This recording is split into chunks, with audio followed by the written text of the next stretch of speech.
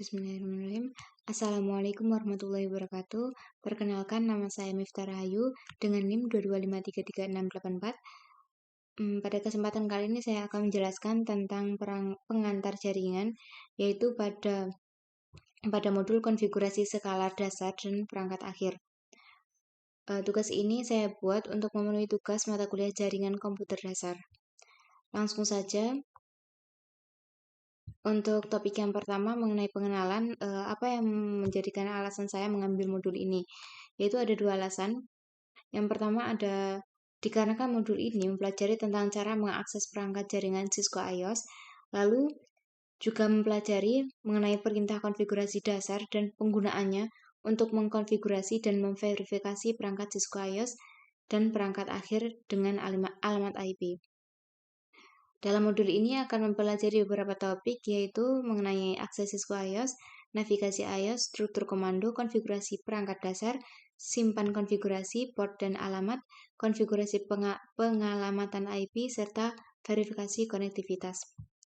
Lanjut pada topik yang kedua, yaitu mengenai akses Cisco iOS. Semua perangkat akhir dan perangkat jaringan itu memerlukan sistem operasi. Di sini ada beberapa bagian dalam sistem operasi, yaitu ada sel yang merupakan bagian yang berinteraksi dengan aplikasi dan pengguna.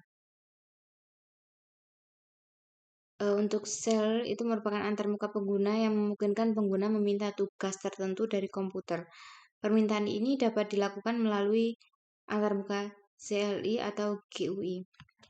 Lalu yang kedua ada kernel yang berkomunikasi antara perangkat keras dan perangkat lunak komputer dan mengatur bagaimana sumber daya perangkat keras digunakan untuk memenuhi kebutuhan perangkat lunak.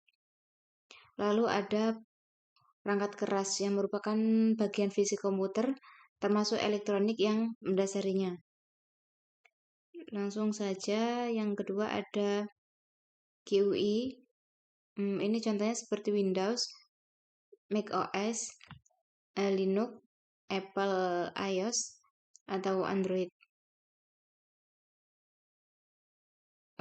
Tujuan dari sebuah iOS atau sistem operasi OS atau sistem operasi yaitu memungkinkan pengguna untuk melakukan beberapa hal, yaitu diantaranya gunakan mouse untuk membuat pilihan dan menjalankan program, memasukkan teks dan perintah basis teks, serta lihat keluaran dari monitor. Lalu di sini ada sistem operasi jaringan yang berbasis CLI. Pada sistem operasi ini kita dapat melakukan beberapa hal, yaitu menggunakan keyboard untuk menjalankan program jaringan berbasis CLI, dan menggunakan keyboard untuk memasukkan teks dan perintah berbasis teks, serta dapat melihat keluaran dari monitor. Metode akses.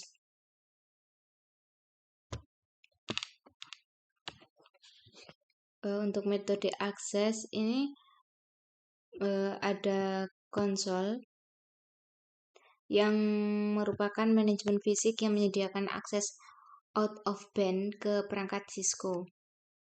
Yang kedua ada source cell atau SSH. Ini merupakan metode in-bed dan direkomendasikan untuk membuat koneksi CLI aman dari jarak jauh melalui antarmuka virtual dan melalui jaringan. Yang ketiga ada telnet yang merupakan metode in-band yang tidak aman untuk membuat sesi CLI dari jarak jauh melalui antarmuka virtual ataupun melalui jaringan. Lanjut pada topik selanjutnya yaitu mengenai navigasi iOS.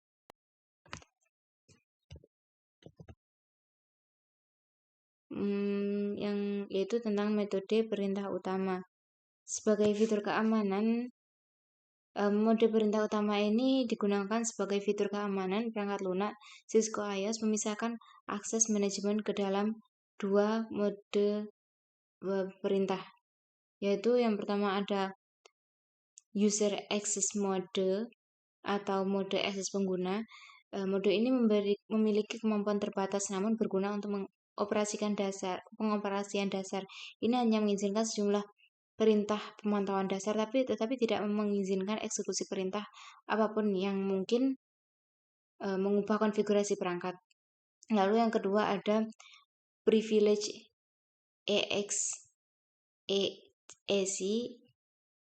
yang merupakan untuk menjalankan perintah konfigurasi administrator jaringan harus mengakses mode EXEC istimewa.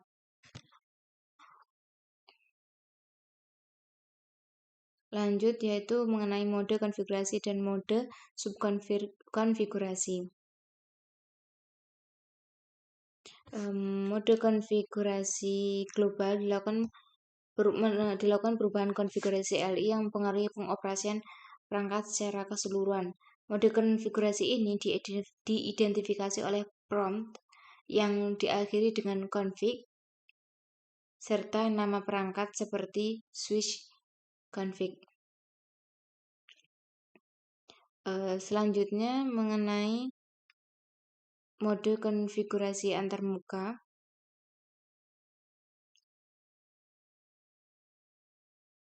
Yang digunakan untuk mengkonfigurasi port switch atau antarmuka jaringan router.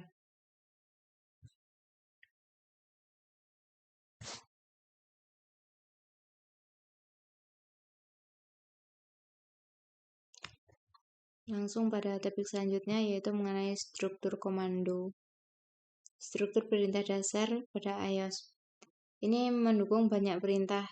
Setiap perintah iOS memiliki format atau sintaksis tertentu dan hanya dapat dijalankan dalam mode yang sesuai.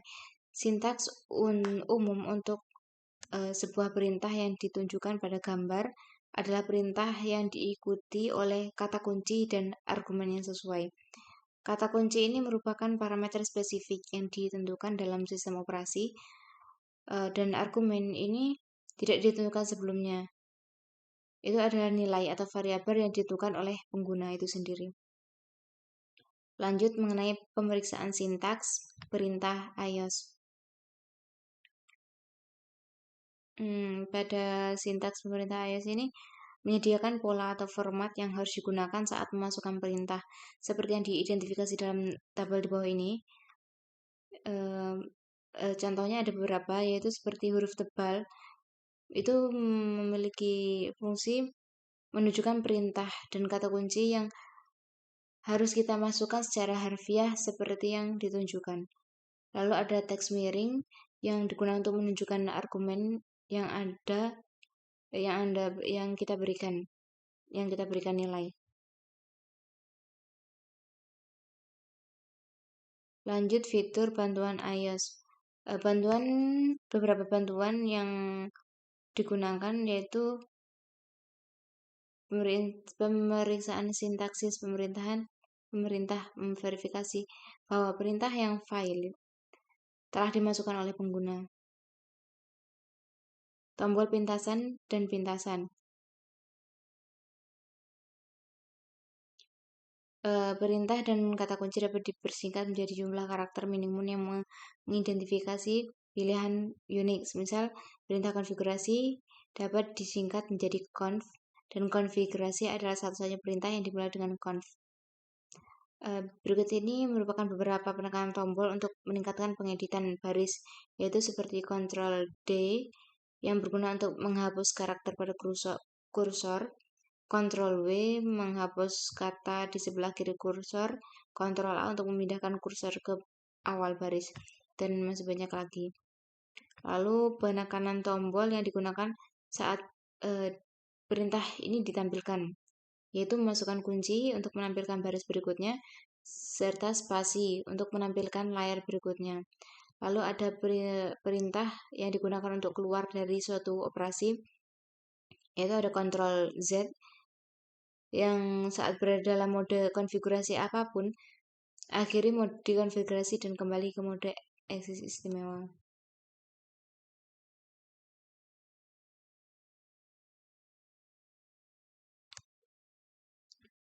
Lanjut pada topik berikutnya, yaitu mengenai konfigurasi perangkat dasar, nama perangkat.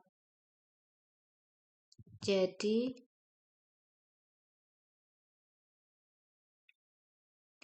Berikut merupakan beberapa pedoman penanaman penting untuk host. Host itu setiap orang yang memiliki nama untuk memberikan informasi bahwa kita terhubung dengan perangkat. Yaitu ada beberapa pedoman. Itu memulailah dengan sebuah surat, tidak mengandung spasi, akhiri dengan huruf atau angka, gunakan hanya huruf, angka, dan tanda hubung. Panjangnya kurang dari 64 karakter. Untuk pedoman kata sandi di sini ada beberapa pertimbangan, di antaranya yaitu gunakan kata sandi yang panjangnya lebih dari 8 karakter, menggunakan kombinasi antara huruf besar, kecil, angka, karakter khusus, atau urutan angka. Terus menghindari menggunakan kata sandi yang sama dengan semua perangkat, serta jangan menggunakan kata-kata yang umum karena mudah ditebak. Selanjutnya enkripsi kata sandi. Pesan spanduk.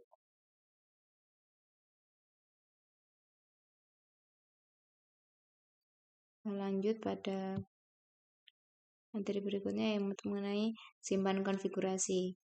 File konfigurasi, ada dua file sistem yang menyimpan konfigurasi perangkat, yaitu ada startup config.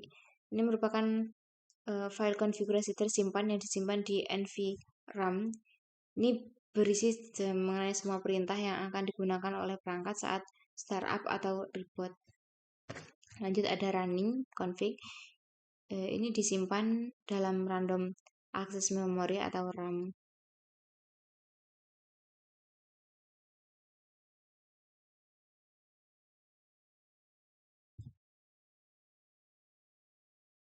Lanjut yaitu pada port dan alamat.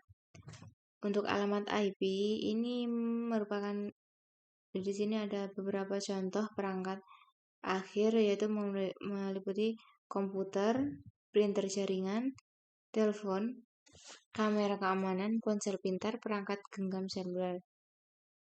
Dengan alamat IPv4, subnet mask juga diperlukan. Subnet mask IPv4 ini bernilai sekitar 34 bit yang membedakan bagian jaringan dari alamat dan bagian host. Antarmuka dan port. Komunikasi jaringan tergantung pada antarmuka perangkat pengguna akhir, antarmuka perangkat jaringan, dan kabel yang menghubungkannya. Berikut ini ada beberapa perbedaan antara berbagai jenis media, yaitu mengenai jarak media berhasil membawa sinyal, lingkungan di mana media akan dipasang, jumlah data dan kecepatan pengiriman, serta biaya media yang digunakan. Lanjut, yaitu mengenai konfigurasi pengalamatan IP.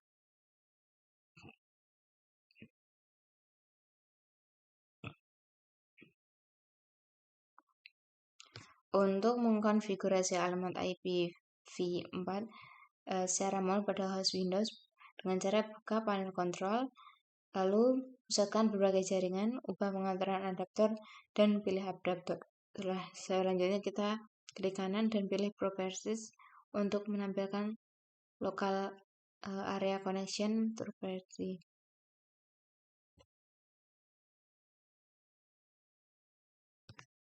Selanjutnya konfigurasi alamat IP otomatis untuk perangkat akhir dengan jaringan DHCP memungkinkan konfigurasi alamat IPv4 otomatis untuk setiap perangkat akhir yang mendukung DHCP. Bayangkan berapa lama waktu yang diperlukan jika setiap kali kita terhubung ke jaringan, kita harus memasukkan alamat IPv4, subnet mask, gateway default, dan server DNS secara manual.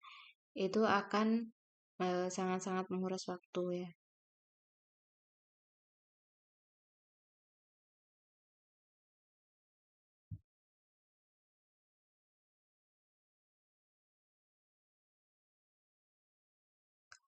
Baiklah, hanya itu video yang dapat saya sampaikan. Sangat-sangat banyak kekurangan.